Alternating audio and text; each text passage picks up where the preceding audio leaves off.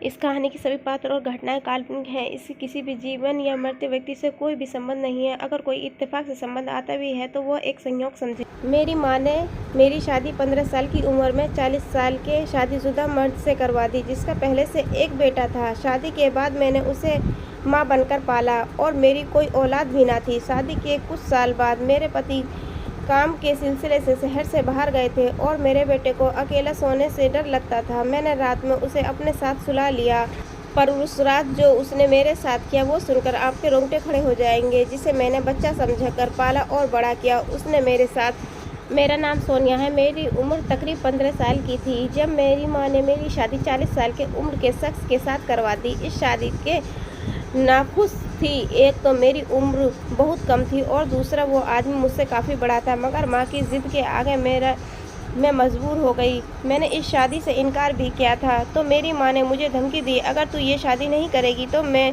कुछ खाकर मर जाऊंगी। तेरे बाप ने मरने से पहले मुझसे वादा करवाया था कि तेरी शादी मैं जल्द ही करवा दूं। तेरे इनकार से तेरे बाप के आत्मा को शांति नहीं मिलेगी। माँ की बात सुनकर बहुत हैरान हुई कि माँ ने पापा से ऐसा क्या वादा किया। मजबूरन मुझे इस रिश्ते को हाँ करना पड़ा और अपना नसीब भगवान के हवाले कर दिया। जब मैंने इस रिश्ते के लिए हामी भरी तो मेरी माँ बहुत खुश हो गई। वो मेरा माथा चूम कर कहने लगी, देखिए सोनिया, मैंने जो भी किया तेरी भलाई के लिए किया है।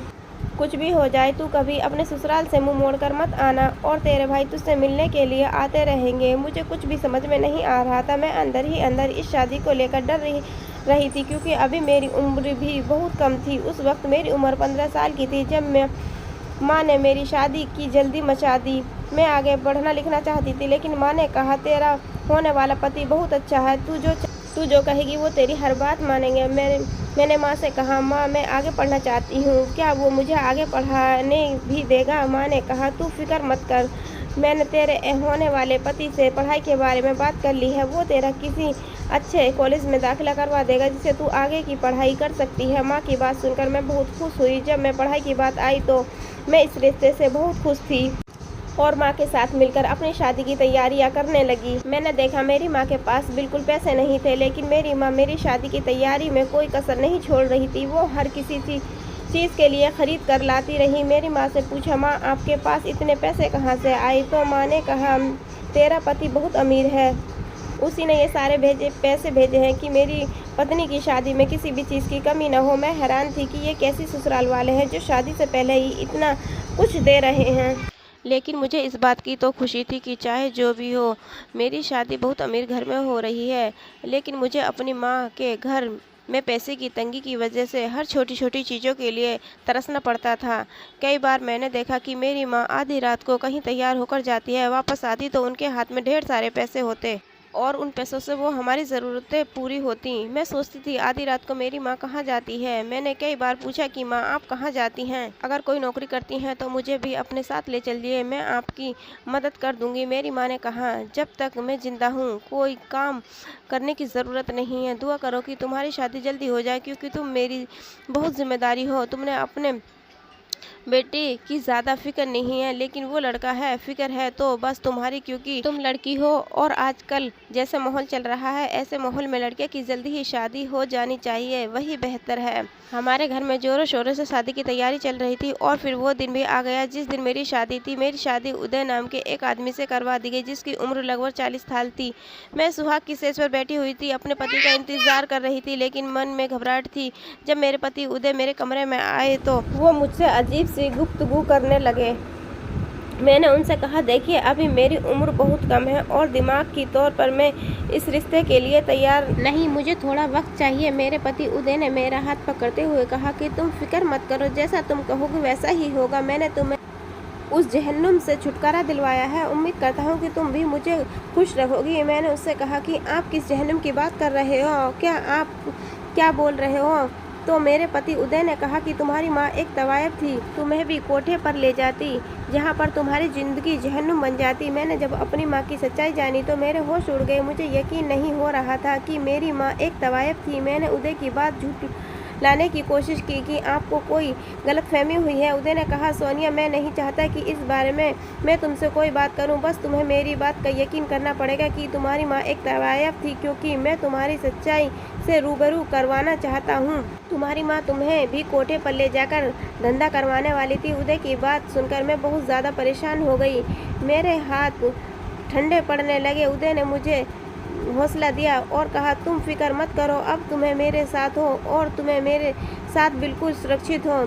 मेरे भगवान का शुक्रिया अदा किया कि उन्होंने मेरे साथ अच्छा किया कि मुझे इतना अच्छा पति मिल गया, लेकिन अभी भी मेरा दिल नहीं मान रहा था कि मेरी माँ एक तवायफ थी। कुछ देर बाद उदय ने मुझसे कहा कि सोनिया, मैं तुम्हें कुछ बताना चाहता हूँ। मुझे पता है कि तुम मुझे समझोगी। मैंने कहा, हाँ बताइए। मेरे पति उदय ने कहा, सोनिया, मेरी पहली शादी का एक बेटा है जो अभी 4 साल का है। मैं चाहता हूँ कि तुम उसे माँ का प्यार दो, क्योंकि मेरी पहली पत्नी यानी उनकी माँ अब इस दुनिया में नहीं है। यह बात सुनकर मैं सन्न रह गई। उदय पहले से ही शादीशुदा थे और उनका एक बेटा भी है। यह बात सुनकर मेरी आंखों से आंसू गिरने लगे। उदय मेरे रोने की वजह जान चुके थे। उन्होंने मेरी आंसू से आंसू पूछते हुए कहा, जो होता है अच्छे के लिए होता है। मैं तुमसे बहुत प्यार करता हूँ। मेरे दिल में तुम्हारी बहुत कदर है। उदय की बात सुनकर मैंने भी सोच लिया कि मैं उस बच्चे को माँ का प्यार दूंगी, क्योंकि अब वो जो भी था यही मेरे परिवार था और इसमें इस बच्चे का क्या कसूर है। उदय ये सारी बातें समझकर मेरे कमरे से बाहर चले गए और मैं सोने के लिए लेट गई। अगली सुबह जब मेरी आंखें खुली तो वो बच्चे मेरे करीब था। उदय ने उसे लाकर मेरे गोद में डाल दिया और कहने लगे, सोनिया, आज से ये तुम्हारी औलाद है। मुझे उम्मीद है कि तुम इसे माँ का प्यार दोगी, मुझे शिकायत का कोई मौका नहीं दोगी। धीरे धीरे मेरी शादी को 3 महीने गुजर गए। एक दिन मुझे पता चला कि मेरी माँ जिस जगह पर काम करती थी वहाँ पर पुलिस का छापा पड़ा और मेरी माँ पुलिस की हिरासत में है। मेरा एक भाई था शिवम। मुझे उसकी बहुत फिक्र सताने लगी, क्योंकि मेरा भाई अभी तो बहुत छोटा था। उदय ने कहा, सोनिया, तुम इस शिवम की चिंता मत करो, मैं उसकी पढ़ाई के लिए हॉस्टल भेज दूंगा। तुम्हें शिवम की फिक्र करने की कोई ज़रूरत नहीं है। उदय की बातें मुझे बहुत तसल्ली हुई, पर अब मुझे अपनी माँ की फिक्र होने लगी। लेकिन उदय ने कहा, इस मामले में कुछ नहीं कर सकता, क्योंकि तुम्हारी माँ एक तवायफ थी। उन्हें इस काम के लिए कई बार मना किया, उन्होंने मेरी एक न सुनी। मैंने उदय से कहा कि मैं अपनी माँ से मिलना चाहती हूँ। उदय ने मेरी बात मान ली और अगले ही दिन वो मुझे मेरी माँ से मिलवाने ले गए। मैंने माँ से कहा, माँ, आपने यह गलत रास्ता क्यों चुना? हम भूखे ही सो जाते, किसी से मांग कर अपना पेट भर लेते, लेकिन आप ये गलत काम नहीं करती। माँ ने कहा, बेटा, मैं मजबूर थी, मेरे पास कोई दूसरा रास्ता नहीं था, लेकिन अब मुझे अपनी माँ की किसी भी बातों पर यकीन नहीं हो रहा था। माँ से मिलने के बाद मैं उदय यानी अपने ससुराल आ गई और उदय से के बेटे यानी साहिल को पूरी तरह अपना लिया और उसे एक माँ का प्यार देने लगी। धीरे धीरे शादी के 4 से 5 साल गुजर गए, लेकिन भगवान ने मुझे अभी तक कोई औलाद नहीं दी। मैं भगवान से प्रार्थना करती थी, हे भगवान, मेरी भी कोख भर दे। भले ही साहिल से बहुत प्यार करती थी, लेकिन मेरे अंदर भी माँ बनने की चाहत थी। कई बार मेरे मन में ख्याल आया कि मैं भी माँ बनूं। मैंने उदय से इस बारे में बात की कि वह मुझे डॉक्टर के पास लेकर जाए, शायद मुझे में ही कोई कमी होगी। लेकिन मेरी बात उदय इस बात को टालते हुए कहते, जब हमारे पास एक बेटा है तो बच्चे की फिक्र करने की क्या ज़रूरत है? जब भगवान को देना होगा तो दे देंगे। मैं नहीं चाहता कि तुम हॉस्पिटल के चक्कर में पड़ो। इसी तरह वक्त गुजरता गया। धीरे धीरे मेरी शादी को 8 साल हो गए। साहिल अब 12 साल का हो चुका था। साहिल की पूरी जिम्मेदारी मेरे सर पर थी। मैं एक माँ की तरह उसका ख्याल रखती थी। इन्हीं दिनों उदय को काम के ही सिलसिले में किसी दूसरे शहर जाना पड़ा और बेटे साहिल को अकेले सोने के से डर लगता था। उदय ने मुझसे कहा कि मैं नहीं रहूँगा तो तुम साहिल को अपने पास सुला लेना या तुम भी उसके कमरे में ही चली जाना। मैंने उदय से कहा कि आप बिल्कुल भी फिक्र ना करें, यह मेरा बेटा है, मुझे पता है कि मुझे क्या करना है और कैसे संभालना है। उदय दूसरे शहर चले गए। घर में मैं और मेरा बेटा साहिल था। मैंने साहिल को स्कूल भेजा और अपने काम में लग गई। शाम को साहिल जब वापस आया तो मैंने उसे खाना खिलाया। कुछ देर बाद रात हो गई और रात खाना खाने के बाद मैंने साहिल को कहा, बेटा, जाकर अपने कमरे में सो जाओ। साहिल सोने के लिए चला गया और मैं टीवी हॉल में बैठकर देख रही थी कि मुझे महसूस हुआ कि दरवाजे पर किसी की दस्तक हुई है। मैंने जाकर देखा तो दरवाजे पर कोई नहीं था। मैंने टीवी बंद किया और अपने कमरे में सोने के लिए चली गई। साहिल अपने कमरे में सोया था। मैं अभी थोड़ी देर ही हुई थी कि मुझे उसकी रोने की आवाज़ आई। कुछ लोग अचानक हमारे घर पर हमला किए और कमरे में आकर साहिल को ले जाने लगे। मैं जी जान लगाकर उन लोगों से लड़ रही थी। उनके साथ एक औरत भी थी। साहिल की भी आँख खुल गई और वो मेरे पीछे आकर खड़ा हो गया। वो बार बार कह रहा था, माँ, यह लोग कौन है? मुझे इन लोगों से बचा लीजिए। बार बार साहिल को तसल्ली दे रही थी। मुझे कुछ समझ में नहीं आ रहा था कि आखिर ये लोग कौन है और कौन है साहिल को ले जाना चाहते हैं। ना जाने कब उन लोगों से लड़ते लड़ते मुझे चक्कर आया और मैं गिरकर बेहोश हो गई। जब मेरी आंखें खुली तो मैं अस्पताल में थी। मेरे सामने साहिल था। मुझे होश में आता देखकर वह मुझे पकड़कर फूट फूट कर रोने लगा। मैंने भी उसे गले लगा लिया। उदय की भी आ चुके थे और हमारे सामने पुलिस भी थी। पुलिस ने मुझसे रात की घटना के बारे में सब कुछ जानना चाहा। मुझे तो कुछ भी याद न था।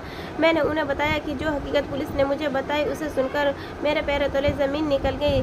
जिसे मैं बच्चा समझती उसने यह सब कर दिया।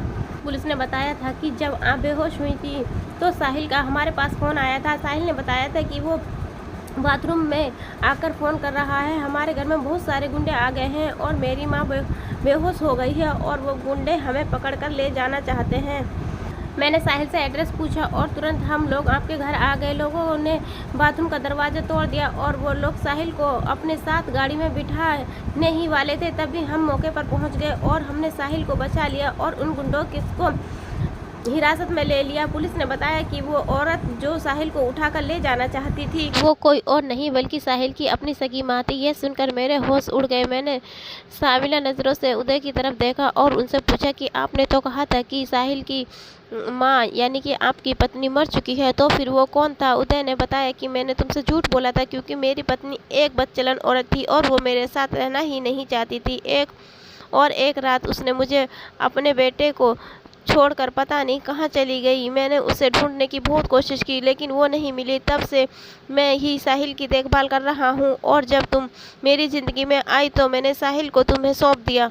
पर अब मुझे समझ में नहीं आ रहा था कि वो इतने दिनों बाद साहिल को लेने क्यों आई थी। उदय ने जब पता चला कि उदय की पहली पत्नी यानी साहिल की माँ साहिल को इसलिए अपनाना चाहती थी क्योंकि उसे पता चल गया था कि साहिल के नाम बहुत सारी प्रॉपर्टी है और वो प्रॉपर्टी को हड़पने के चक्कर में साहिल को अपनाना चाहती थी। उदय ने कानून की मदद ली और कानूनी तौर पर अपनी पहली पत्नी से को तलाक दे दिया। ये सब जानने के बाद मैंने साहिल को अपने सीने से लगा लिया क्योंकि अगर साहिल ने अपना दिमाग नहीं चलाया होता तो वो पता नहीं गुंडे मेरे और साहिल के साथ क्या करते। भगवान ने मेरी कोख सुनी रखी लेकिन साहिल जैसे बेटे को मैं पाकर मेरी कोख भर गई। धीरे धीरे करके साहिल अब बड़ा हो गया और एक सॉफ्टवेयर कंपनी में इंजीनियर है और मेरे और अपने पापा में उसकी जान बसती थी। कुछ दिन बाद एक अच्छी सी लड़की देखकर मैंने उसकी शादी करवा दी। बहू भी बहुत अच्छी है।